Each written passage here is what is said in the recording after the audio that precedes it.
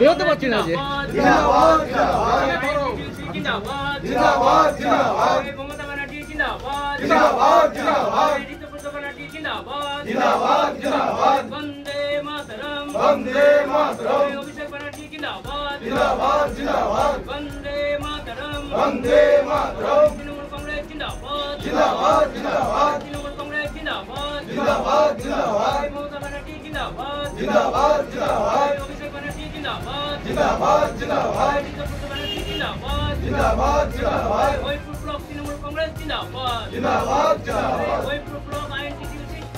আমি বিজেপির শক্তি কেন্দ্রের প্রমুখ দায়িত্বে ছিলাম। আমি বিজেপিতে টিএমসিতে জয়েন করলাম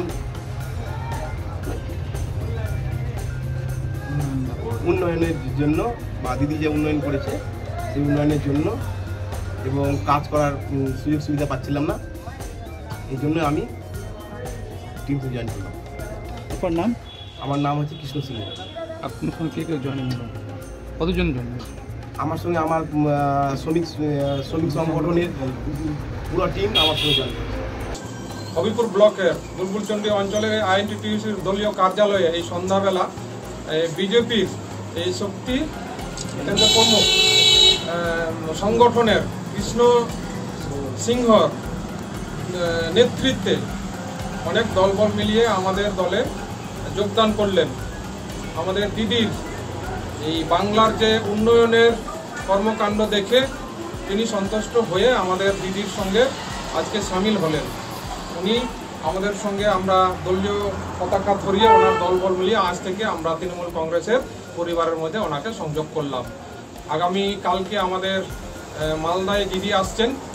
এই দিদি আসাতে আমাদের হবিপুর ব্লকের বিজেপির দল বিভিন্ন জায়গা থেকে ভেঙে আমাদের তৃণমূল কংগ্রেসে ঢুকছেন।